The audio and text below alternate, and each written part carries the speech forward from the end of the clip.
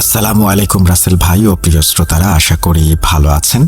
তারপরে তিনি লিখেছেন যে দয়া করে আমার নাম ঠিকানা বলবেন না। তারপরে তিনি বলে দিয়েছেন যে কোনটা কোনটা বলা যাবে, কোনটা কোনটা বলা যাবে না। যাই হোক, আমি সব দেখতে পাচ্ছি কিন্তু আপনাদের বলতে পারছি না। তারপরে তিনি লিখছেন ঘটনাটি অনেক বড়, তাই লেখায় কোনো ভুল ত্রুটি হলে ক্ষমা সুন্দর দৃষ্টিতে দেখবেন।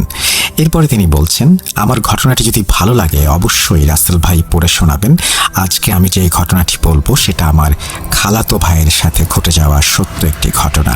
আমি আমার খালাতো ভাইয়ের মতো করেই বলছে হাসান। বাংলা একটা বাক্য আছে, সঙ্গদোষে সর্বনাশ। আমারও ঠিক তাই হয়েছে। আমার নাম হাসান, ছদ্মনাম। এখানে আমি সবই ছদ্মনাম ব্যবহার করছি।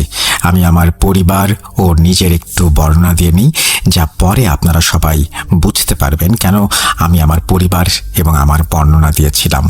আমি খুব সাধারণ ঘরের একটি ছেলে। আমার বাবা একজন কাঠ মিস্ত্রি। আমরা দিন আনি দিন খাই। আমরা 3 ভাই বোন, আমার 2 বোন আর আমি। আমার বাবা আমাদের 3 ভাই বোনের লেখাপড়া করাতে গিয়ে হিমশিম খেত। পরিবারে আমি হচ্ছি বড় ছেলে। আমার সবেমাত্র এসএসসি এক্সাম দেওয়া হয়েছে, পলিটেকনিকে ভর্তি হয়েছি। আমি ভাবছিলাম একটু একটু করে আমার স্বপ্ন পূরণ হচ্ছে। এখন আমি কিছু টিউশনি করব এবং আমি আমার বাবার পাশে দাঁড়াবো। কিছুটা হলেও বাবার উপকার হবে। সাল 2021। আমার বাড়ি থেকে আমার কলেজটি মোটামুটি ভালোই দূরে ছিল। আমার গ্রাম থেকে আমি আর আমার এক ফ্রেন্ড সজীব শুধু ওই কলেজে পড়তাম, আর অন্যরা সবাই অন্য কলেজে চলে গিয়েছিল। কলেজটি আমার বাড়ি থেকে দূরে হওয়ার কারণে আমার বাবা আমাকে পুরনো একটি সাইকেল কিনে দেন, যাতে আমার যাতায়াতের কোনো সমস্যা না হয়। প্রতিদিন আমি সেই সাইকেল চালিয়ে যেতাম। একদিন আমি সাইকেল চালিয়ে কলেজ যাচ্ছিলাম, তখন দেখি আমার বন্ধু সজীব যাচ্ছে। আমি বললাম, কিরে সজীব, কোথায় যাচ্ছিস? কলেজে। ওঠ, সাইকেলে ওঠ, একসাথে যাই দুইজন। সজীব আর আমি সাইকেল চালিয়ে যাচ্ছিলাম। তখন সজীব বলল, হাসান, তুই আর আমি তো একই ক্লাসে পড়ি, একই সাবজেক্ট নিয়ে পড়ছি, আর আমরা একই গ্রামে থাকি। তাহলে একটা কাজ করলে হয় না? আমি বললাম, কি কাজ? সজীব বলল, কাল থেকে তুই আর আমি একসঙ্গে সাইকেলে করে কলেজে যাব। আমি বললাম, তাহলে তো ভালোই হয়, পড়াশোনা নিয়ে কথা বলা যাবে আর দুজন গল্প করতে করতে যাওয়া আসা করা যাবে। সজীব বলল, এভাবেই কেটে গেল বেশ কিছুদিন। একদিন সজীব আমাকে বলল, হাসান, তোকে একটা গুরুত্বপূর্ণ কথা বলতে চাই। আমি বললাম, বল, কোনো সমস্যা হয়েছে? না। তাহলে কি হয়েছে? হাসান, আমি না রিয়াকে অনেক পছন্দ করি। আমি বললাম, রিয়া? কোন রিয়া? ওই যে আরিফ ভাইয়ের বোন রিয়া। আমি মাথা নিচু করে বললাম, হ্যাঁ, বুঝতে পেরেছি। আমি সজীবকে অনেক বোঝানোর চেষ্টা করেছি, কিন্তু আমি পারিনি। সজীব আমার কোনো কথাই শোনেনি। এখানে আরও একটা কথা বলে নেওয়া ভালো, রিয়াদের পরিবার খুব একটা ভালো পরিবার ছিল না। রিয়াদের পরিবারকে আমার থেকে ভালো আর কে জানবে, কারণ রিয়া ছিল আমার খুব নিকট আত্মীয়। না, এটা না হয় থাক। আমি সজীবকে এইটাও বললাম, দেখ সজীব, রিয়ার তো বয়ফ্রেন্ড আছে, আর এটা তুইও জানিস। সজীব আমার কোনো কথার দাম দিল না। যাই হোক, অনেক বোঝানোর পরেও সজীব বুঝল না। তখন আমি বললাম, তোর মন যা চায় তাই কর। এইভাবেই কেটে গেল প্রায় 1 মাস। ঘটনার মূল শুরু এখান থেকেই। সাল 2022-এর শুরুর দিক, কনকনে শীত। সেদিন ক্লাস ও কোচিং শেষ করে আমি আর সজীব বাড়ির দিকে ফিরছি। তখন মাগরিবের আজান পড়বে ভাব। সাদা কুয়াশায় ঢাকা সারা গ্রাম। আমি আর সজীব শুধু সাইকেল চালিয়ে যাচ্ছি। এতটুকু কুয়াশা আর শীত ছিল যে রাস্তায় আমি আর সজীব ছাড়া কাউকেই দেখতে পাইনি। আমরা আমাদের বাড়ির খুব কাছাকাছি চলে এসেছিলাম। তখনই সজীব আমাকে বলল, হাসান, সাইকেল থামা। আমি সাইকেল থেকে নেমে বললাম, কি হয়েছে? আরেকটি কথা, আমরা যে জায়গায় দাঁড়িয়েছিলাম সেই জায়গার একটু বর্ণনা দেই। এই জায়গার নাম 3 রাস্তার মোড়। 3টি রাস্তা 3 দিক থেকে চলে এসে এই জায়গায় মিশে গিয়েছে। একটা গেছে আমাদের গ্রামের দিকে, আর একটা গেছে আমাদের শহরের দিকে, আর একটা গিয়েছে চাষের জমি এবং অনেক দূরে আরেকটি গ্রামের দিকে। গ্রামের নাম বিলপাড়া গ্রাম। যাই হোক, সজীব আমাকে বলল, সাইকেল যতই চাষের জমির দিকে যাচ্ছে ততই মনে হচ্ছে আমরা অন্য কোনো জগতে প্রবেশ করছি। চারপাশে শিয়ালের ডাক, ঝিঝি পোকার ডাক। যাই হোক, সজীব আমাকে বলল, সাইকেলটা তুই আমাকে দে, তুই পেছনে বস আজ। আমি কিছু না বলে পেছনে বসলাম। সাইকেল নিয়ে সজীব আমাকে নিয়ে ছুটে চলল সেই চাষের জমির দিকে। আঁকা বাঁকা মাটির রাস্তা দিয়ে সাইকেল যতই চাষের জমির দিকে যাচ্ছে ততই মনে হচ্ছে আমরা অন্য কোনো একটা জগতে প্রবেশ করছি। চারপাশে শিয়ালের ডাক, ঝিঝি পোকার ডাক, আর কনকনে শীতের মধ্যে যেন অন্য একটি জগতের দিকে এগিয়ে যাচ্ছিলাম আমরা। আমি বুঝতে পারছিলাম না সজীব আমাকে কোথায় নিয়ে যাচ্ছে। অনেকক্ষণ সাইকেল চালানোর পর আমরা একটি গ্রামে প্রবেশ করলাম। আমি সজীবকে জিজ্ঞেস করলাম, কিরে, কোথায় আসলাম? সজীব আমাকে বলল, বিলপাড়া গ্রামে এসেছি। বিলপাড়া গ্রামে তোর কি কাজ? দেখতেই পাবি। সজীব সাইকেল নিয়ে একটা বাড়ির সামনে গিয়ে দাঁড়ালো। সজীব আমাকে বলল, সাইকেল থেকে নাম, আমরা ওই বাড়িতে যাব। আমরা সাইকেল রেখে বাড়ির ভেতরে প্রবেশ করি। বাড়ির ভেতরটি দেখে আমার গা শিউরে উঠল। একে তো কুয়াশায় ঢাকা পুরো গ্রাম, তার মধ্যে কনকনে শীত, আর তার মাঝখান দিয়ে এক টুকরো চাঁদের আলো এসে পড়েছে জমিতে, যা এক ধরনের ভয়ঙ্কর পরিবেশ তৈরি করেছে। বাড়ির ভেতরটি ছিল এই রকম যে বাড়ির উঠোনে বিশাল একটা তেঁতুল গাছ আর 3টি ছোট বড় ঘর। চাঁদের আলো আর মোবাইলের আলোতে আমি যা দেখতে পাই তা হলো, তেঁতুল গাছটি দেখে আমি কিছুটা ভয় পেয়ে যাই, কারণ এই গাছটি আর 4টি গাছের মতো স্বাভাবিক নয়। তেঁতুল গাছটির গোড়ায় অনেক রকমের খাবার, গাছটিকে সাদা, কালো, লাল ইত্যাদি সুতা দিয়ে পেঁচিয়ে রাখা হয়েছে। অবাক করা বিষয় হলো, গাছটি দেখে আমার মনে হলো গাছটিকে প্রতিদিন পুজো করা হয়। যাই হোক, আমি আর সজীব বাড়ির ভেতরে প্রবেশ করে দেখি একটি ঘরে আলো জ্বলছে। আমি আর সজীব সেই ঘরের সামনে যাই এবং তখনই সজীব বলে ওঠে, কাদের কাকা আছেন ঘরে? তখনই একজন বৃদ্ধ মহিলা এসে বলে, কে তোমরা, কেন এসেছ? আমার বন্ধু সজীব বলল, কাকি, কাকাকে গিয়ে বলেন সজীব নামে একজন এসেছে, আমি কাকার সাথে মোবাইলে কথা বলে এসেছি। তখন বৃদ্ধ মহিলাটি বলল, তোমরা একটু অপেক্ষা করো। 2 মিনিট পর বৃদ্ধ মহিলাটি 2 গ্লাস পানি নিয়ে আসলো আমাদের কাছে আর বলল, নাও, এই 2 গ্লাস পানি খেয়ে নাও। আর একটা কথা, পানি খাবার সময় বিসমিল্লাহ বলা লাগবে না, আর বাম হাতে নিয়ে খেও। এই কথাটি শুনে আমার কিছুটা রাগ হলো। আমি পুরোপুরি ইমানদার নই, তাই বলে কিছু খাবার আগে বিসমিল্লাহ বলবো না এবং বাঁ হাত দিয়ে খাবো, এটা হয় নাকি? আমি সেই বৃদ্ধ মহিলার কথা না শুনে নিচে বসে বিসমিল্লাহ বলে ডান হাত দিয়ে পানিটি পান করি।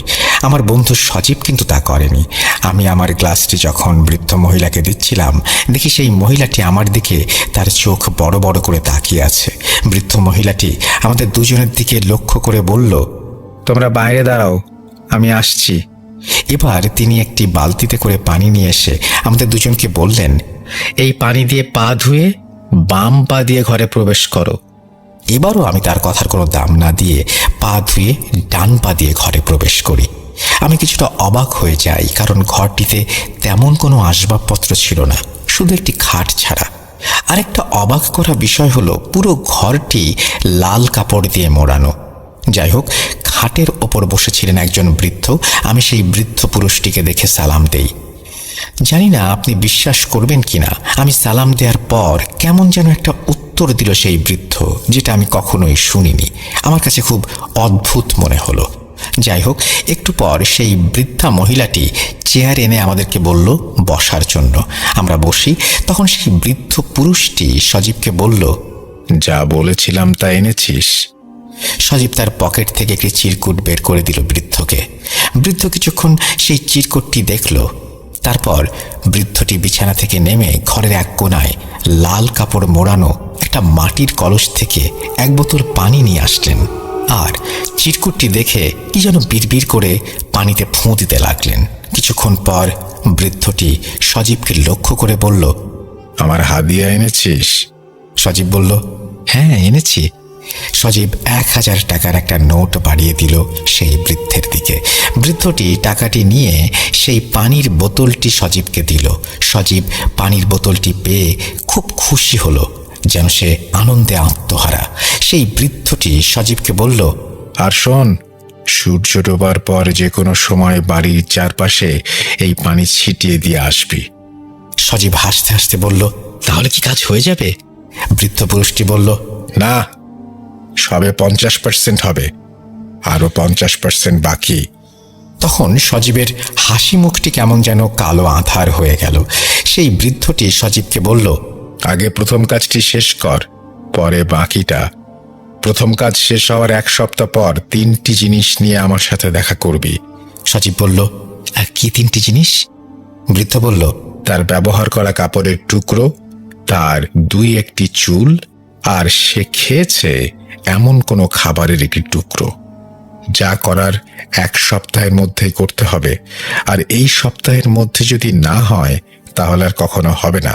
সজীব বৃদ্ধ লোকটিকে লক্ষ্য করে বলল, যেভাবেই হোক আমি 1 সপ্তাহের মধ্যে সবকিছু নিয়ে আসব। তখন লোকটি বলল, আনতে পারলে ভালো, তোর এই বন্ধুটি অনেক চালাক চতুর, এত চালাক চতুর হওয়া ভালো না। এই বলে বৃদ্ধ লোকটি আমাদেরকে চলে যেতে বলল, আর বলল বাম পা দিয়ে বের হতে। সজীব বৃদ্ধ লোকটির কথা মেনে চলল, কিন্তু আমি মানতে পারিনি। আমি আর সজীব সাইকেল নিয়ে চললাম বাড়ির দিকে। আমার মনে তখন হাজারো প্রশ্ন উকি দিচ্ছে। কৌতূহল বশত আমি সজীবকে কিছু প্রশ্ন করলাম, কিরে সজীব, এই বৃদ্ধ কি কোনো কবিরাজ বা ওঝা? আর সবকিছুতে এই বাম হাত বাম পা এসব ব্যবহার করার কথা বলছে কেন? এ কেমন মানুষ রে ভাই? আর এই বৃদ্ধের সাথে তোর কি কাজ? সজীব একটু হাসি দিয়ে আমাকে বলল, বন্ধু একটু থাম, আমি জানি তোর মনে অনেক প্রশ্ন, আমি তোকে সব বলবো। আমার বেস্ট ফ্রেন্ড বলে কথা। শোন, আমার পরিবারের বিপদ, তাই বাবা আমাকে এখানে পাঠিয়েছেন। এই কথা তুই কাউকে বলবি না, কি তোর বাবাকে কি তোর মাকেও না। আচ্ছা ঠিক আছে, কিন্তু বৃদ্ধ লোকটি যে তোর কাছে চুল, কাপড়, খাবারের টুকরো চাইলো, এগুলো কি জন্য? সজীব তোতলাতে তোতলাতে বলল, এইগুলো এমনি, আমি এত কিছু জানি না। আমি আর সজীবকে আর কিছু বলিনি। তখনও আমার মনে অনেক প্রশ্ন উকি দিচ্ছিল। যাই হোক, আমাদের বাড়ির সামনে আমরা চলে এসেছি। সজীব আমাকে সাইকেল দিয়ে আমাকে বলল, বন্ধু কাউকে কিছু বলিস না। আমি বললাম, আরে সমস্যা নেই, আমি কাউকে কিছু বলবো না। সেই বলে সজীব তার বাড়ির দিকে চলে গেল, আর আমি আমার বাড়ির দিকে চলে আসলাম। এভাবেই কেটে গেল প্রায় 6 থেকে 7 দিন। সেদিন ছিল শনিবার। আমি আর সজীব ক্লাসের কোচিং শেষ করে বাড়ি ফিরছিলাম। সজীব বলল, হাসান আজকে একটু বিলপাড়া যাওয়া লাগবে। আমি বললাম, আমি যাব না। সজীব নাছোড়বান্দা, আমাকে না নিয়ে সে যাবে না, অনেক কাকুতি মিনতি করলো। তারপর আমি রাজি হই সেখানে যাবার জন্য, কিন্তু আমি সজীবকে একটা শর্ত দিই যে আমি বাড়ির ভেতরে প্রবেশ করব না। সজীব বলল, আচ্ছা ঠিক আছে। সজীব আর আমি সাইকেল নিয়ে ছুটলাম সেই বিলপাড়া গ্রামের উদ্দেশ্যে।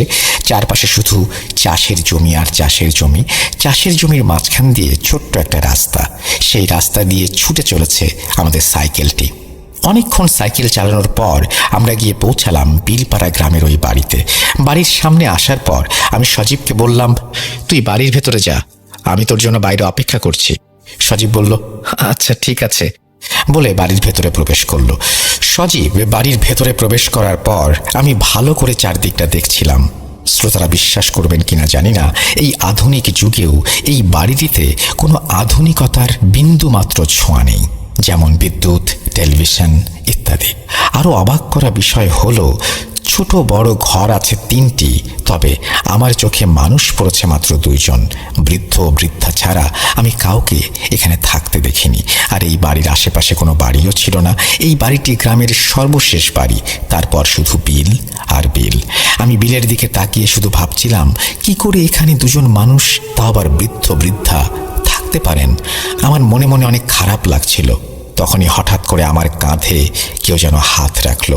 আমি কিছুটা চমকে যাই, পেছনে তাকিয়ে দেখি আমার বন্ধু সজীব। সজীব আমাকে বলল, চল, তোকে ভেতরে ডাকছে। আমি বললাম, আমি ভেতরে যাব না, তোকে আগেই বলেছি, আর ওদের নিয়ম কানুন আমার ভালো লাগে না। তখন সজীব আমাকে বলল, বন্ধু আমরা তো এখানে আসবো না, আজকেই শেষ। তুই আমার বেস্ট ফ্রেন্ড, আমার আর আমার পরিবারের জন্য আরেকটু কষ্ট কর। আমি আর না করতে পারলাম না। আমি সজীবের সাথে বাড়ির ভেতরে প্রবেশ করি। প্রথম দিন আমি আর সজীব যেই ঘরে গিয়েছিলাম, আজকে আর আমাদেরকে সেই ঘরে নেয়নি।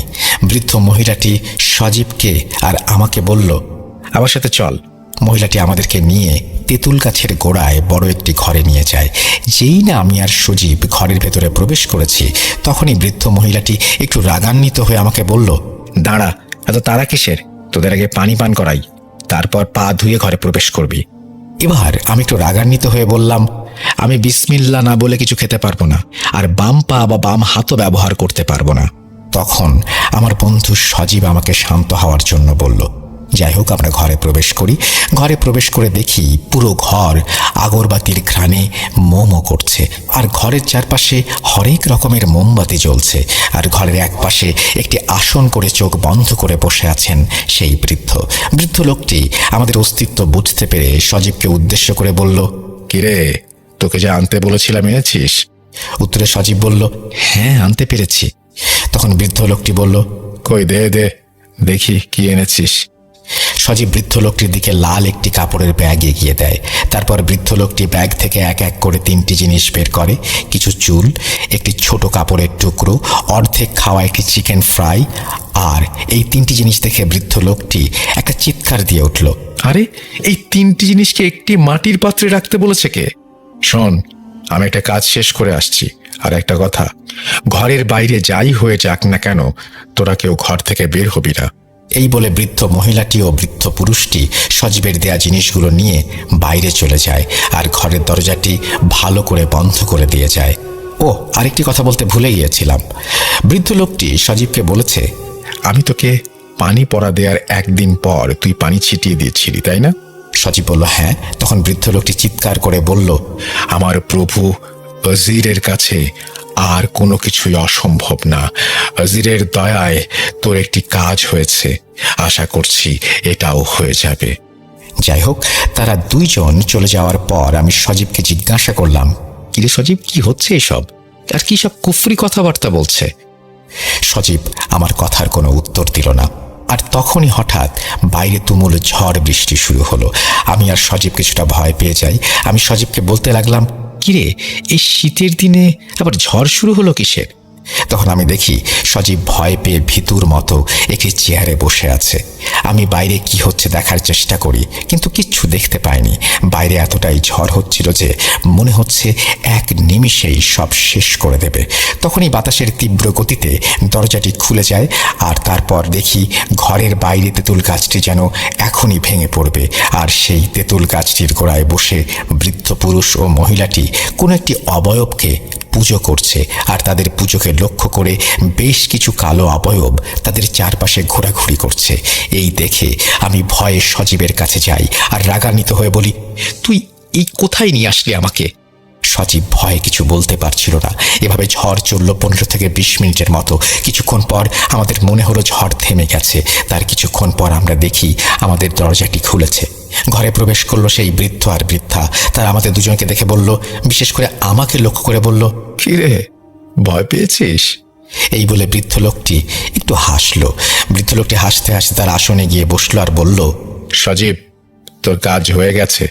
তারপর সেই বৃদ্ধ লোকটি সজীবের দিকে 2টি তাবিজ এগিয়ে দিয়ে বলল, শোন, এই তাবিজগুলো পড়ার নিয়ম, প্রথমে তোকে কাপড় চোপড় সবকিছু ছেড়ে 2টি তাবিজ 2 জায়গায় পড়তে হবে, একটি বাম হাতে আর একটি তোর কোমরে। আর দ্বিতীয় নিয়ম হলো, সে রাতে কোনো কাপড় চোপড় ইউজ করা যাবে না। কি পারবি? সজীব বলল, আমি সব করতে পারবো। আমি বললাম, কিরে সজীব, তুই পাগল হয়ে গেলি নাকি? সজীব আমাকে ধমকের সুরে বলল, তুই চুপ থাক। সজীবের কাছে আমি এরকম ব্যবহার আশা করিনি। যাই হোক, আমি আর সজীব তাদের কাছ থেকে বিদায় নিয়ে চলে আসব। তখনই সেই বৃদ্ধ লোকটি বলে উঠল, বাম পা দিয়ে বের হ। আর শোন, তাবিজ 2টো বাঁধার আগে তেঁতুল গাছের গোড়া থেকে 2টি সুতো নিয়ে যা, একটি লাল আর একটি কালো। সজীব উত্তরে বলল, আচ্ছা ঠিক আছে। এই বলে সজীব আর আমি ঘর থেকে বের হয়ে যেই না তেঁতুল গাছের গোড়ায় যাই, আমার আত্মারাম খাঁচা ছাড়া হয়ে যায়। দেখি গোড়ায় বেঁধে রাখা হয়েছে একটি মুরগি, একটি কোয়েল পাখি, একটি কবুতরের বাচ্চা ও একটি কুঁচে সাপ, আরও কিছু মুরগির মাথা, সিঁদুর ইত্যাদি। কি ভয়ানক দৃশ্য!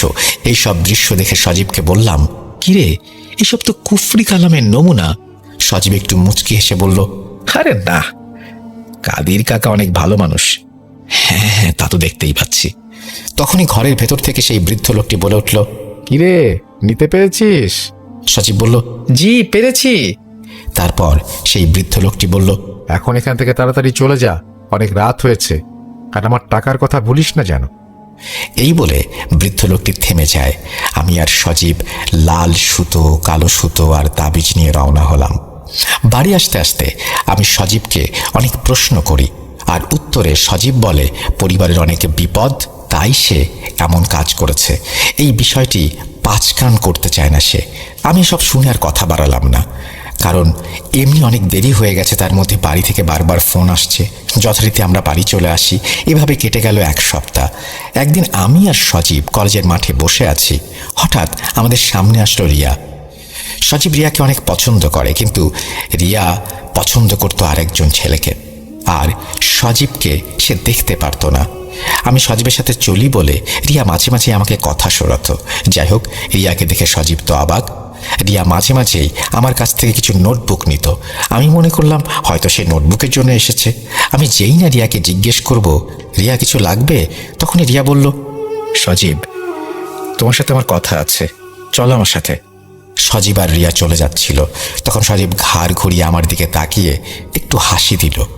আমি জানতাম যে সজীবের সাথে এটাই আমার শেষ দেখা, শেষ কথা, শেষ চলা। কি ভাবছেন, সজীব মারা গিয়েছে? না, সজীব মারা যায়নি।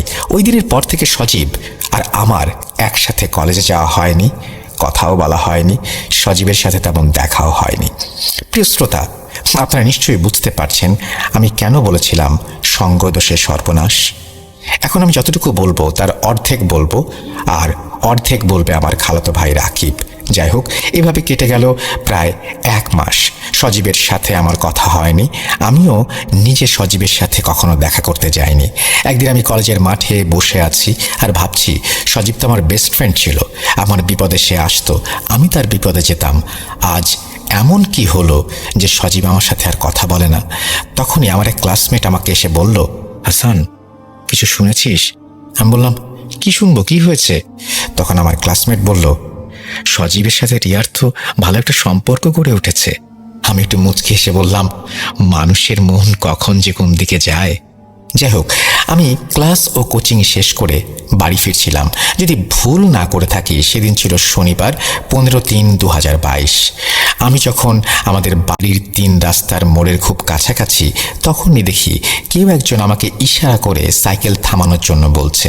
আমি 3 রাস্তার মোড়ে সাইকেলটা দাঁড় করাই, আর সেই বিলপাড়া গ্রামের বৃদ্ধ লোকটি, সেই লোকটিকে দেখে আমি সালাম দিই। কিন্তু তিনি আমার সালামের কোনো উত্তর না দিয়ে আমাকে বললেন, টাকা কোথায়? এই পর্যন্ত আমার টাকা কেউ মেরে দিতে পারেনি, তুইও পারবি না। তোর প্রতি আমার একটু মায়া হলো বলে আমি নিজেই তোর কাছে আসলাম, আর আমি কখনো কারো কাছ থেকে চেয়ে কোনো কিছু নেই না। টাকাগুলো দে, আমি চলে যাই। বৃদ্ধ লোকটির সব পাগলামি কথাবার্তা শুনে আমি কিছুটা রাগান্বিত হয়ে যাই আর বলি, কি আজে বাজে কথা বলছেন? আমি কেন আপনাকে টাকা দেব, আর আপনি আমাকে কেন এসব বলছেন? বৃদ্ধ লোকটি আমাকে বলল, আমি জানি না, আমার টাকা তোর কাছেই আছে, ভালো করে বলছি, টাকা দিয়ে দে। তখন আমি বললাম, আপনার কোনো প্রকারের টাকা পয়সা আমার কাছে নেই। সজীব কি আপনাকে টাকা দেয়নি? তখন বৃদ্ধ লোকটি রাগান্বিত হয়ে বলল, তোরা দুইজন আমার সাথে মজা করছিস, তাই না? এই বলেই বৃদ্ধ লোকটি আমার মাথার চুলের মুষ্টি ধরল। এত জোরে ধরল যে আমার মনে হচ্ছিল আমার মাথার সব চুল ছিঁড়ে চলে আসবে। আমি বৃদ্ধ লোকটিকে পাগল বলে ধাক্কা মারি। তিনি আমার থেকে কিছুটা দূরে সরে যান। সেই বৃদ্ধ লোকটি অন্য কোনো ভাষায় আমাকে কিছু একটা বলে চলে যান বিলপাড়ার দিকে। আমি আমার মাথায় হাত দিয়ে দেখি বেশ কিছু চুল ছিঁড়ে গিয়েছে। আমি তখনই সজীবের বাড়ির দিকে রওনা হলাম। আমি সজীবকে বাড়িতে পাইনি। প্রিয় শ্রোতা ও রাসেল ভাই, আমি জানতাম যে আজকের পর আমার জীবন এখানেই থেমে যাবে। সংক্ষিপ্ত আকারে আমি আমার বর্ণনা দিই আমার সাথে কি হয়েছিল। আমি বাড়ি আসার পর অনেক অসুস্থ হয়ে পড়ি। এতটাই অসুস্থ হয়ে পড়ি যে আমাকে 3 মাস হসপিটালের বেডে কাটাতে হয়, এবং তারপরও আমি সুস্থ হইনি। তারপর কি হয়েছিল তা বলবে আমার খালাতো ভাই রাকিব। হাসানকে 3 মাস হসপিটালে রাখার পরেও হাসান সুস্থ হচ্ছিল না, আর আমরা টাকা পয়সার দিক থেকেও দুর্বল হয়ে পড়ছিলাম। আশা করি আপনারা সবাই জানেন হাসানের বাবা ছোটখাটো কাজ করত। যাই হোক, হাসান সুস্থ হচ্ছিল বলে আমরা হাসানকে আমাদের বাড়িতে নিয়ে আসি, অর্থাৎ হাসানদের বাড়িতে। বাড়ি আনার পর শুরু হলো হাসানের আর এক সমস্যা। তা হলো হাসান অনেক পাগলামি করতে লাগলো, যেমন ফাঁসি নেয়া, নিজের হাত পা কেটে ফেলা, কাউকে দেখলে মারধর করা, ইত্যাদি ইত্যাদি। তারপর হাসানের বাবা হাসানকে নিয়ে যায় মেন্টাল হসপিটালে। ডক্টর হাসানের ব্যবহার বা পরিস্থিতি দেখে বলল হাসানকে এখানে কিছুদিন রাখতে হবে, তার অবস্থা বেশি ভালো না। হাসানের বাবা হ্যাঁ বলে 2 চোখ মুছতে মুছতে হসপিটাল থেকে বেরিয়ে গেল। আমরা সবাই জানি ঘরের বড় ছেলের ওপর বাবা মার একটা আশা থাকে। হাসানের বাবা মারও তাই ছিল। যাই হোক, মানসিক হাসপাতালে 1 সপ্তাহ 2 সপ্তাহ করতে করতে কেটে যায় 3 মাস, তাও হাসান সুস্থ হচ্ছিল না। হাসানের চিকিৎসা করতে গিয়ে হাসানের বাবা তাদের ভিটে বিক্রি করে দেয়, তবু হাল ছাড়েনি। একসময় মানসিক হাসপাতাল থেকে হাসানকে বাড়িতে পাঠিয়ে দেয়া হয়, কারণ হাসানের অবস্থা খুবই খারাপের দিকে যাচ্ছিল। হাসান খাবার খেত না, আর একটি কষ্টদায়ক কথা হলো হাসান পঙ্গু হয়ে যায়। ডাক্তার বলেন হাসানের রক্তশূন্যতার কারণে হাত পায়ের রগ শুকিয়ে যাওয়ার কারণে সে পঙ্গু হয়ে গিয়েছে। আরেকটি কথা বলতে ভুলে গিয়েছিলাম, হাসানকে অনেক হুজুর কবিরাজও দেখানো হয়েছে, কেউ কিছু বলতে পারল না, হাসানের সমাধান দিতে পারল না। হাসানকে মানসিক হাসপাতাল থেকে পাঠিয়ে দেওয়ার পর সে বিছানায় শুয়ে শুধুমাত্র মৃত্যুর দিন গুনছে। আমরা আমাদের সামর্থ্য মতো যতটুকু পেরেছি তা করেছি, কিন্তু আমরা একটা সময় আর পারিনি। আমরা হাসানের আশা ছেড়ে দেই। তখনই আমরা আশার আলো দেখতে পাই। বাংলায় একটি কথা আছে, রাখে আল্লাহ মারেকে। হঠাৎ আমাদের গ্রামে বাংলাদেশের নাম করা এক হুজুর আসেন ওয়াজ মাহফিলে। গ্রামের অনেকেই বলাবলি করছিল এই হুজুর নাকি অনেক বড় মাপের আলেম, তিনি অনেক কিছুর সমাধান করতে পারেন। এই কথা শুনে আমি আর হাসানের বাবা চলে যাই সেই হুজুরের কাছে। হুজুরের মাহফিল শেষ হলে আমরা হুজুরের সাথে কথা বলি। হুজুর বলেন, আমি তো এখন যেতে পারবো না, আমার আরেক জায়গায় ওয়াজ মাহফিলে যেতে হবে। গ্রামের মানুষ ও আমাদের কাকুতি মিনতি দেখে হুজুর হাসানকে এক নজর দেখতে আসেন। হুজুর বাড়ির ভেতরে প্রবেশ করেই বললেন, এই বাড়িতে একটা আড্ডাখানা হয়ে গিয়েছে, কিভাবে আছেন এই বাড়িতে? এই বলে হুজুর হাসানের ঘরে প্রবেশ করে। হুজুর হাসানকে দেখেই আল্লাহু আকবার বলে চিৎকার দিয়ে ওঠেন। বলেন, এই ছেলে এখনো জীবিত আছে কিভাবে তা আল্লাহই ভালো জানেন। হাসানের বাবা জিজ্ঞেস করেন, হুজুর কি হয়েছে আমার ছেলের? হুজুর যা বলেন তা শোনার জন্য হয়তো হাসানের বাবা মা কেউই প্রস্তুত ছিলেন না। হুজুর বলেন, তার উপর অনেক খারাপ ধরনের কালো জাদু করা হয়েছে। কালো জাদুর কিছু ভাগ আছে। হাসানের ওপর করা হয়েছে খুব নিকৃষ্ট এবং নাপাকি জিনের সর্দার দ্বারা করানো কোনো জাদু। আমি এখানে ওর কোনো চিকিৎসা করতে পারবো না। হুজুর বলছেন হাসানকে শুক্রবার সকালে আমার মাদ্রাসায় নিয়ে আসবেন। হুজুরের কথা মতো আমরা শুক্রবার সকালে হুজুরের মাদ্রাসায় চলে যাই হাসানকে নিয়ে। হুজুর হাসানকে দেখে বললেন, সে বসতে পারবে না, তাই তাকে এখানে শুইয়ে দিন। তারপর হুজুর হাসানের চারপাশে একটা গোল বৃত্ত এঁকে দিলেন। তারপর ছোট বড় মোট 15 জন হুজুর নিয়ে শুরু হলো হাসানের রুকাইয়া। আমরা তখন বাইরে দাঁড়িয়েছিলাম। আমরা অনেক কিছুর আওয়াজ শুনতে পাই এবং অনেক কিছুর ধস্তাধস্তির শব্দ শুনতে পাই। যাই হোক, রুকাইয়া চলে প্রায় 1 ঘন্টা। কিছুক্ষণ পর হুজুর ঘর থেকে বেরিয়ে আসেন, আর আমাদেরকে যা বলেন তা শোনার জন্য আমরা মোটেও প্রস্তুত ছিলাম না। বলছেন, আমি তো আগেই বলেছিলাম হাসানকে কালো জাদু করা হয়েছে, আর হাসানের উপর যে কালো জাদু করা হয়েছে তা সাধারণ কেউ করতে পারবে না, কারণ এই জিনকে পেতে হলে মানুষ কুরবান করতে হয়। আর হাসানকে যেই কবিরাজ কালো জাদু করেছে সে তার 3 জন ছেলে মেয়েকে কুরবান করেছে সেই জিনকে পাওয়ার জন্য। আর এই জিনের আছে অলৌকিক অনেক ক্ষমতা, যা অন্য কোনো জিন কখনো করতে পারে না। অন্য জিনের সেই ক্ষমতা থাকে না। আর এই জিন হচ্ছে সর্দার জিন। আর জিনও বারবার ফিরে আসছিল, কারণ কবিরাজের জিনগুলো ছিল নাপাক এবং পোশাকবিহীন। আপনারা জানেন কি কেন হাসানকে কালো জাদু করা হয়েছে? হাসান আর হাসানের এক বন্ধু একটি মেয়ের ওপর কালো জাদু করার জন্য যে কবিরাজের কাছে গিয়েছিল, কবিরাজ কিছু টাকার জন্য সেই কালো জাদুটি উল্টে হাসানের ওপর করে। হাসান আর তার বন্ধু কবিরাজকে বলেন, যদি আপনি জাদুর কাজ করে দেন, আমি সেই মেয়েকে পাই, তাহলে আপনাকে আমি সব টাকা, অর্থাৎ আমার সব টাকা দিয়ে দেব, এবং কাজ না হলে কোনো টাকা পয়সা আমি দেব না। কবিরাজের কালো জাদু কাজ করে, কিন্তু কবিরাজকে কোনো টাকা পয়সা দেয় না, কবিরাজ অনেক দিন হাসানের বন্ধুর কাছে গিয়েছিল, কিন্তু সে টাকা দেয়নি। আর সে বলে, আমি টাকা অনেক আগে হাসানকে দিয়েছি, আপনি তার কাছ থেকে নিয়ে নেন। তারপর থেকে কবিরাজ হাসানকে খুঁজতে থাকে, আর একদিন হাসানের সাথে দেখা হয়ে যায়। সেই কবিরাজ হাসানকে তার টাকা দেওয়ার জন্য চাপ প্রয়োগ করে। হাসান তো কিছুই বুঝতে পারে না। সেইখান থেকেই হুজুরের ক্ষোভ এবং তার থেকেই হাসানের প্রতি এই নিকৃষ্ট প্রতিশোধ, এবং হাসান পড়ে যায় বিপদে। হায় রে মানুষ! এই বলে হুজুর থামেন। ঘটনাটি অনেক বড় হয়ে গিয়েছে, তার জন্য আমাকে মাফ করবেন। আসলে স্বপ্ন অনেক ছোট হয়, কিন্তু বাস্তব অনেক বড়। হাসান এখন মোটামুটি সুস্থ, তবে সে আর কোনোদিন দাঁড়াতে পারবে না। আশা করি আপনারা সবাই বুঝতে পেরেছেন আমি প্রথমে কেন বলেছিলাম সঙ্গদোষে সর্বনাশ। সজীব ও রিয়ার কয়েক মাস হলো বিয়ে হয়েছে, তাদের জন্য সবাই দোয়া করবেন। আমি জানি সজীব আমার জীবন নষ্ট করে দিয়েছে। আবারও হাসান বলছেন এই কথাগুলো। আমি আল্লাহর কাছে তার বিচার চাই, আর আমার জন্য দোয়া করবেন। অনেকেই হয়তো বলবেন, সজীবের বিরুদ্ধে পদক্ষেপ কেন নেয়নি? আসলে তার পরিবার ছিল এলাকার মাথা, আর আমরা চাইলেও কিচ্ছু করতে পারবো না। আরেকটা কথা বলে আমি শেষ করব, তা হলো, না জেনে না বুঝে কোনো বন্ধু বান্ধবের সাথে যোগ দেবেন না। সেই বৃদ্ধ কবিরাজের বিষয়ে আমরা অনেক কিছু জেনেছি, ইনশাল্লাহ অন্য একদিন বলবো। এই বলে তিনি তার ঘটনা শেষ করেছেন। আশা করছি তার এই ঘটনাটি আপনাদেরও ভালো লেগেছে। যদি ভালো লেগে থাকে অবশ্যই আমাদেরকে জানাবেন, যদি ভালো না লেগে থাকে তাও আমাদেরকে জানাবেন। আমরা চলে যাব আমাদের পরবর্তী ঘটনায়।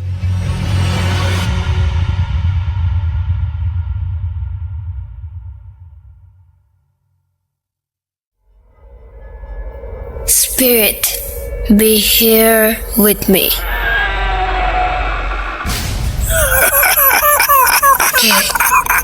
কে তুমি? Bhoot.com. The fear returns with Russell. Welcome back. আপনাদের সবাইকে স্বাগত জানাচ্ছি। আমি রাসেল। আশা করছি আপনারা সবাই ভালো আছেন এবং ভালোর দলে আছেন। যেভাবে লেখা আছে আমি সেভাবেই পড়ে শোনাচ্ছি। আসসালামু আলাইকুম রাসেল ভাই, আশা করি ভালো আছেন। অবশ্য আপনি ভালোর দলেই থাকেন। আমি ভালো আছি। আমার নাম আবিদ, বাসা গাইবান্ধা। আমি প্রায় কয়েক বছর ধরে আপনাকে শুনে আসছি, কখনো কোনো ঘটনা পাঠাতে পারেনি, যেহেতু আমার পক্ষে স্টুডিওতে গিয়ে ঘটনা বলা সম্ভব না, তাই এই ঘটনাটি আপনাকে লিখে পাঠাচ্ছি। আমি শুনেছিলাম আমার ইমরান মামার মুখ থেকে এই ঘটনাটি মূলত মামার সাথেই ঘটেছিল। দেরি না করে ঘটনায় চলে যাই। আমি ইমরান মামার মতো করেই বলছি। সময়টা ছিল 2013 সাল। তখন আমি অনার্স প্রথম বর্ষে। আমি ছিলাম পরিবারের সবচেয়ে ছোট ছেলে, তাই আদর আবদারও বেশি ছিল। তাই বন্ধু বান্ধবদের দেখা দেখি আমিও একটা মোবাইল ফোনের জন্য আবদার করতে থাকি আব্বার কাছে। আব্বা আমাকে একটা টাচ স্ক্রিন মোবাইল ফোন কিনে দেন 15,000 টাকা দিয়ে। নতুন ফোন কিনেই ফেসবুক অ্যাকাউন্ট খুলে ফেলি। আমাদের বাড়ি থেকে টাওয়ার একটু দূরে থাকায় খুব ভালো নেটওয়ার্ক পেতাম না, তাই মাঝে মাঝে আমরা বাসার বাইরে গিয়ে ফেসবুক ইউজ করতাম। তেমনি এক সন্ধ্যায় মাগরিবের নামাজের পর আমি বাড়ির বাইরে টঙে বসে ফেসবুক ইউজ করছিলাম আর গান শুনছিলাম। হঠাৎ করে আমি লক্ষ্য করলাম একজন বৃদ্ধ মহিলা পেছন দিক থেকে এসে আমার সামনে দাঁড়ালো এবং কিছুক্ষণ তাকিয়ে রইল, এবং আমার দিকে একটা সময়ে বিশ্রীভাবে একটা হাসিও দিল। বৃদ্ধ মহিলাটি একটু খাটো, গায়ে ছিল একটা সাদা শাড়ি এবং তার মুখটা ছিল একদম রক্তশূন্য, ফ্যাকাশে ধরনের। তাকে দেখে আমি ভীষণ রকমের ভয় পেয়ে যাই। কান থেকে হেডফোন খুলে মোবাইলে গানটা অফ করে সামনের দিকে তাকাতেই দেখি সামনে আর কেউ নেই। আশেপাশে তাকালেও আর কাউকে দেখতে পাই না। আমি খুব তাড়াহুড়া করে দৌড় দিয়ে বাড়ির ভেতরে চলে যাই। তারপর আম্মাকে ঘটনাটি খুলে বলি। আম্মা বেশ রাগান্বিত হন আমার ওপরে, বলেন সন্ধ্যার পর কেন আমি বাইরে গিয়েছিলাম ইত্যাদি ইত্যাদি। তারপর উনি দোয়া পড়ে আমাকে ফু দেন, আর তারপর আমার সাথে আর কোনো ঘটনা ঘটেনি। আমি সন্ধ্যার পর আর বাসার বাইরে যেতাম না। বলে রাখা ভালো, আমি খুব ভালো মাছ ধরতে পারতাম। বলতে গেলে এক প্রকার নেশা ছিল আমার। তাই মাঝে মাঝে বন্ধুদের নিয়ে গ্রামের বিলে বা বিভিন্ন জায়গায় রাতে মাছ ধরতে যেতাম। তেমনি একদিন আমি আর আমার বন্ধু নাসিরুদ্দিন মিলে ঠিক করি যে আজকে রাত্রে মাছ ধরতে যাব। সেদিন আমার গ্রামে ইসলামিক সভা ছিল। নাসিরুদ্দিন আমাকে বলল যে সভা শুনে একটু ঘুমিয়ে মাছ ধরতে যাবে, সে আমাকে এসে জাগিয়ে দেবে। তো যেইভাবে সেই কাজ। রাত 12টার দিকে সভা শুনে এসে ঘুমিয়ে পড়ি। আনুমানিক 2:30টার দিকে নাসিরুদ্দিন এসে আমাকে ডাক দেয় এবং আমি উঠে মাছ ধরতে যাই এবং পলাই নিয়ে যাই সঙ্গে করে। গ্রামের পাশেই বিলের দিকে রওনা হই আমরা। যথাসময়ে আমরা মাছ ধরতে শুরু করি। সেদিন প্রচুর মাছ পাচ্ছিলাম। যত এগোচ্ছি তত মাছের আনাগোনা যেন বাড়ছিল। দুই বন্ধু মিলে মাছ মারছি, কিন্তু নাসিরউদ্দিন খুব বেশি কেন জানি কথা বলছিল না। এমনিতেই সে অনেক বাঁচাল স্বভাবের এবং তার বিড়ির নেশাও অনেক, কিন্তু সেদিন সে একটা বিড়িও ধরায়নি। আমি টুকটাক সিগারেট খাচ্ছিলাম, তাই নাসিরউদ্দিনকে বলি যে, কিরে বিড়ি ধরা একটা, আর গান বল শুনি। সে বলল, ইচ্ছে করছে না, তুই মাছ ধরতে থাক। তার কিছুক্ষণ পর আমরা বিশ্রাম নেওয়ার জন্য বসি। আমার কাছে ম্যাচ থাকলেও বিড়ি ছিল না, তাই নাসিরউদ্দিনের কাছে একটা বিড়ি চাই। নাসিরউদ্দিন বলে যে, তোর কাছে কোনো বিড়ি নেই? আমি বেশ অবাক হয়ে যাই। নাসিরউদ্দিন মাছ ধরতে এসছে, তার কাছে কোনো বিড়ি নেই শুনে কষ্টই লাগলো। এদিকে নাসিরউদ্দিন বেশ তোড়জোড় শুরু করে দিয়েছে সামনের দিকে এগিয়ে যাওয়ার জন্য। আমি একটু বিরক্ত হয়েই ম্যাচের একটা কাঠিতে টোকা দিয়ে আগুন জ্বালিয়ে উঠে দাঁড়িয়েছি। এক মুহূর্তের জন্য আমি চমকে গেলাম নাসিরউদ্দিনের পায়ের দিকে লক্ষ্য করে। আমি দেখলাম নাসিরউদ্দিনের পা দুটো একেবারেই অস্বাভাবিক। নাসিরউদ্দিন বেশ ভালো রকমের বিরক্তি নিয়েই পেছনে ফিরে বলল, কিরে বিড়ি নাই, কিছু নাই, অথচ ম্যাচ জ্বালাচ্ছিস কেন? চল সামনে তাড়াতাড়ি চল। ততক্ষণে আমার মেরুদণ্ড দিয়ে শীতল স্রোত বয়ে গেছে। 5 সেকেন্ডের ম্যাচের কাঠির আলোয় যা দেখেছি সেটা কোনোভাবেই মনের ভুল হতে পারে না। আমি ততক্ষণে বুঝে গিয়েছি বিশাল বড় কোনো একটা বিপদের ভেতরে পড়তে যাচ্ছি আমি। সামনের ব্যক্তিটি নাসিরউদ্দিন নয়, বরং কোনো খারাপ জিন। ভয়ে আমার দম বন্ধ হয়ে যাওয়ার উপক্রম। তারপর যত তাড়াতাড়ি সম্ভব নিজেকে একটু সামলে নেওয়ার চেষ্টা করি এবং নিজেকে বুঝাই যে সে যেন কোনোভাবেই বুঝতে না পারে এমন কিছু আমাকে করতে হবে। হয়তো জীবন নিয়ে না হলে ফেরা সম্ভব হবে না। এদিকে সামনে থেকে সে আমাকে বলল, কিরে আর কত দেরি করবি? আমি তাকে বুঝতে না দিয়ে তার সাথে হাঁটা শুরু করলাম। ততক্ষণে বিলের মাঝামাঝি এসে গিয়েছি। আর একটু হাঁটলেই পানির গভীরতা ধীরে ধীরে বাড়তে শুরু করবে। আমি বললাম, কিরে আজ তো অনেক মাছ ধরলাম, আর কত ধরবি, এবার বাড়ি চল। নাসিরউদ্দিন বলল, এই তো মাত্র কয়টা মাছ, আজ যেহেতু অনেক মাছ তাই আরো ধরবো। এদিকে আমিও অনেকটা দিশেহারা হয়ে যাচ্ছিলাম। তাকে বললাম, দাঁড়া একটু বিশ্রাম নেব, খুব ক্লান্ত লাগছে। সে বিরক্ত স্বরে বলল, আরে চল তো, কোনো ক্লান্ত লাগবে না, সামনে চল তাড়াতাড়ি। আমি বললাম, আর পারবো না রে ভাই, বাড়ি যাব, অনেকক্ষণ তো হলো, মাছের ব্যাগও ভর্তি হয়ে গেছে। সে এবার মহাবিরক্তি নিয়ে বলল, এত বাড়াবাড়ি করছিস কেন? মাছ ধরতে কি সমস্যা তোর? দেখছিস না কত মাছ? এদিকে আমিও সময় পার করার জন্য এটা সেটা বলছিলাম, তর্ক করছিলাম এবং কিছুটা সময় পারও করতে পারলাম। কিন্তু ভোর হতে তখন অনেক দেরি, আজান হতে অনেকটা সময় বাকি। আমি বুঝতে পারছিলাম যদি আজান না হয় তাহলে আমার জীবনে আজকে ভয়াবহ কিছু একটা অপেক্ষা করছে। এদিকে নাসিরউদ্দিন রূপী জিনটাও সম্ভবত কিছুটা আন্দাজ করতে পেরেছিল যে আমি হয়তো কিছু বুঝে গেছি। এবার সে রাগের স্বরে আর মোটা গলায় আমাকে বলতে লাগলো, চল চল বলছি, ইমরান আমাকে রাগাবি না একদম। এবারে আমি একেবারেই ভেঙে পড়লাম এবং যত দোয়া দুরুদ জানি সব পড়তে শুরু করলাম। এদিকে আমার বাড়িতে মা তাহাজ্জুদে নামাজ পড়তেন বিধায় অনেক আগেই ঘুম থেকে উঠেছেন। ঘুম থেকে ওঠার আগ মুহূর্তে তন্দ্রা অবস্থায় মা একটা ছোট্ট দুঃস্বপ্ন দেখেছেন। তিনি স্বপ্নে দেখেন যে একটা কুয়োর মধ্যে আমি পড়ে গেছি এবং আর্তনাদ করছি এবং সেই কুয়োটা আস্তে আস্তে ছোট হয়ে আসছে। মা চেষ্টা করছিলেন কুয়োটার কাছে যাওয়ার জন্য, কিন্তু কোনোভাবেই তার কাছে তিনি যেতে পারছিলেন না। তিনি যতবার এগুচ্ছিলেন ততবারই বাতাসের ধাক্কায় পড়ে যাচ্ছিলেন। ঠিক তখনই তার তন্দ্রা ভাবটি কেটে যায়। তিনি উঠে দ্রুত আমার রুমে চলে আসেন এবং দেখেন আমি বিছানায় নেই। মা খুবই চিন্তিত হয়ে পড়েন। আমি সচরাচর রাতে মাছ ধরি সেটা তিনি জানতেন, কিন্তু রাত 12টার আগে আমি চলে আসি এটাও তিনি জানতেন। আমার বন্ধুরা বা আমার চাচাতো ভাইরা থাকায় তিনি কিছু বলতেন না। তিনি দ্রুত চাচির কাছে যান এবং তাকে ডেকে তুলে বলেন আমার চাচাতো ভাইরা মাছ ধরতে গেছে কিনা। চাচি বলেন তারা তো কেউ মাছ ধরতে যায়নি, তারা সভা থেকে এসেই ঘুমিয়েছে। এবার আমার মা ভয় পেয়ে যান। তিনি আমার বড় বোন তাকে উঠান। আব্বা বাড়িতে ছিলেন না, তিনি ব্যবসার কাজে বাইরে ছিলেন। মা আর বড় আপা অজু করে দ্রুত নামাজে বসে পড়েন। মা সিজদায় পড়ে কান্নাকাটি করতে থাকেন আর আল্লাহর কাছে আমার সুস্থতার জন্য বলতে থাকেন।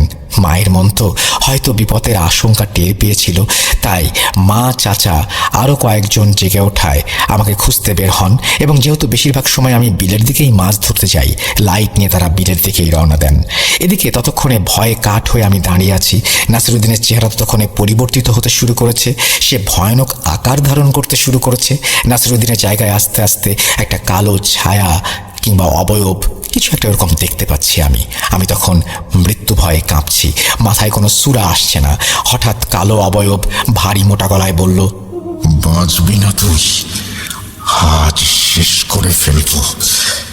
টের পেয়েছিস যখন, মরার জন্য প্রস্তুত হ। আমিও শেষবারের মতো বাঁচার কথা ভাবলাম, আর কোনো কিছু না ভেবেই পেছন ফিরে দিলাম দৌড়। অল্প পানি হলেও দৌড়াতে বেশ কষ্ট হচ্ছিল আমার, তারপরেও জীবনের মায়া বড় মায়া। এদিকে পেছন থেকে শোঁ শোঁ শব্দ আসছিল, যেন ঝড় বইছে, আর ভয়ঙ্কর হুঙ্কার তো আছেই। প্রায় 15 মিনিট দৌড়ানোর পর আমার পা আর চলে না, শরীর ক্লান্ত হয়ে আসছিল, চোখের সামনে সব কিছুই অন্ধকার হয়ে আসছিল। হঠাৎ করে একটা কিছুর সাথে ধাক্কা খেয়ে আমি পড়ে গেলাম। উঠতে গেলে লক্ষ্য করলাম আমার চারপাশে অন্ধকার, কিছু বাতাস ঘূর্ণিঝড়ের মতো কুণ্ডুলি পাকিয়ে ঘুরছে। আমি একদম মাঝ বরাবর, কখন জানি সেই ঝড়ের কুণ্ডলি আমাকে গ্রাস করে নেয়। আমি আর কিছু নিতে পারছিলাম না। আল্লাহ বাঁচাও বলেই জ্ঞান হারালাম। জ্ঞান হারাবার মুহূর্তে 3টা জিনিস আমার কানে আসলো। প্রথমে শুনলাম কেউ বলল, কেউ তোকে বাঁচাতে পারবে না। দ্বিতীয়ত আমার নাম ধরে কয়েকজন ডাকলো। তৃতীয়ত সবচেয়ে মধুর, মনে হলো অনন্তকাল ধরে এটা শোনার জন্য আমি অপেক্ষা করছিলাম, সেটা ছিল ফজরের আজানের ধ্বনি। আমি শেষ পর্যন্ত জ্ঞান হারালাম, আর কিছু বলতে পারলাম না। যখন আমার জ্ঞান ফিরল, তখন আমি নিজেকে আমার বাড়িতে আবিষ্কার করলাম। কেউ একজন আমার মাথায় পানি ঢালছে এবং দোয়া পড়ে ফুঁ দিচ্ছে। আমার মায়ের কান্নাও আমি শুনতে পাচ্ছিলাম। অবশেষে আমি চোখ খুলে উঠে বসলাম। মাথায় প্রচণ্ড রকমের ব্যথা করছিল, মনে হয় 1 শতাব্দী পর ঘুম থেকে উঠলাম। একজন হুজুর আলহামদুলিল্লাহ জ্ঞান ফিরেছে বলে আমার কাছে আসলেন। আব্বা বললেন, কি হয়েছে রে ইমরান, বিলের মাঝে জ্ঞান হারিয়ে পড়েছিলি কেন? আর একা একাই মাছ ধরতে গিয়েছিলি? তারপর সবকিছু খুলে বললাম। নাসিরুদ্দিন সেখানে ছিল, এসব শুনে সে অবাক হয়ে যায়। আমি বললাম, সভা থেকে এসে আমি ঘুমিয়ে পড়ি। নাসিরুদ্দিন বলে, আমিও ঘুমিয়ে পড়ি, কিন্তু আমি আর উঠতে পারিনি, তাই তোকেও আর ডাকতে পারিনি। আমার রূপ নিয়ে তোর কাছে অন্য কেউ গিয়েছে। আব্বা আর কাউকে কোনো কথা বলতে দিলেন না, সবাইকে চলে যেতে বললেন, আমাকে বিশ্রাম করতে বললেন। পরের দিন আব্বা আমাকে এলাকার বড় এক হুজুরের কাছে নিয়ে গেলেন। সব শুনে তিনি আমাকে বিকালে আসতে বললেন। বিকালে তার কাছে গেলে তার কথা শুনে আমার মাথায় আকাশ ভেঙে পড়ে। হুজুর বলেন যে ইমরানের ওপর কালো জাদু করা হয়েছে, সে যে বেঁচে গেছে এটাই অনেক বড় ব্যাপার। হয়তো সেদিন রাতেই তাকে মেরে ফেলতো, কিন্তু জিনটা তাকে মারতে পারেনি। সেই সময় ফজরের আজানটা হয়েছিল, তোমরাও বিলে পৌঁছে গিয়েছিলে। তবে এই জিন অনেক শক্তিশালী আর রাগী, সে তোমাদের সাথে খারাপ কিছু করবে। তারপর আব্বাকে বললেন, এর চাইতে আর কিছু আমার পক্ষে বলা সম্ভব না, তাবিজ দিচ্ছি কোনো ক্ষতির হাত থেকে তাকে